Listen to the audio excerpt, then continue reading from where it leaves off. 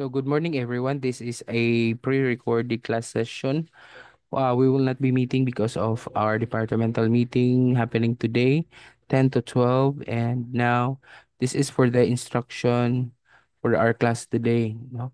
As you can see in your group chat sa ato ang GC, na ako gisend nga two files of PPT that would be our topic for today. You just have to scan to read the contents of the two PPTs, and there will be an activity.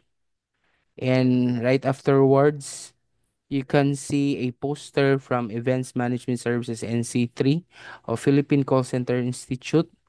There you can see documentary requirements. This is in connection with our PIT because of the short notice, and we cannot plan an event, so we will require you to at least enroll to Events Management Services NC3. This is a requirement, a new requirement for our department for you to be upskilled in your profession here in USTP Hasaan for the TCM department. Rest assured that you are all competitive, no?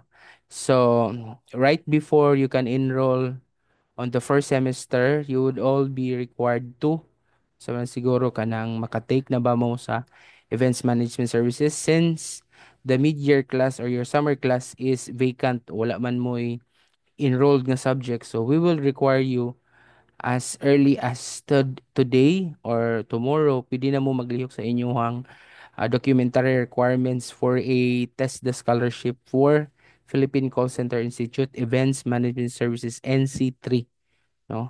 So so that after the subject, the project management TCM 322, so you will be given a grade after this. And uh uh kung anong tawag mo, require mo to enroll the events management services. So kanang because of the time constraints na and limited time of duration, no? So we will extend up to the prior to the first semester, no? So it's kanang dapat ma-enroll sa mo sa Philippine Call Center Institute for Events Management, and later on, no? Before December, maka-assessment na mo for Events Management Services NC3.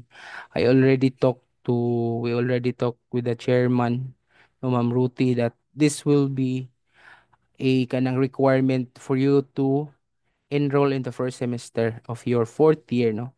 So third year naman mo. So we have a program from first year, second year, third year, fourth year. A new policy nato is every year na amoy assessment nga i-pass for the TESDA, no?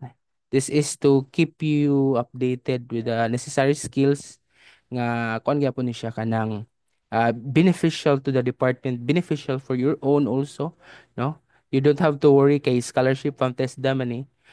We will try to settle with scholarship sa TESDA kay para ato pong ma-bargain nga naman pud mo makuha allowances from TESDA, from Philippine Cultural Institute, nga makakuha mo ato.